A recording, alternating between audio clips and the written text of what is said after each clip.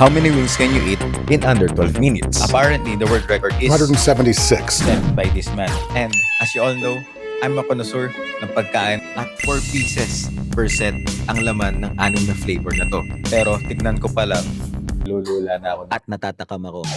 Madali kong naubos yung unang wing na kinuha ko.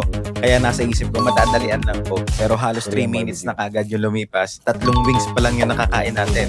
At ang world record ay 23 wings per minute. At sa kakamadali ko nga ay unti-unti ko nang nararamdaman yung tiyan ko para maanghang ko. At lalo nakahirap ito sa challenge yung maanghang na wings na para bang nasa hot ones ako ni Sean Evans. Kaya naman, kailangan ko lang tumawag ng backup. Naka 7 na ako. Mabagal ako kumain. 4 minutes and 37 seconds remaining. At Parang gusto mong namnamin maigi. kahit na gustong-gusto namin namnamin yung chicken, pinilit talaga namin kumain ng marami at mabilis. Pero, I'm thinking about my life choices. Ito na yung pinakamabilis kong kain sa buhay ko. 13 pa yung nakakain natin. Ito kaya.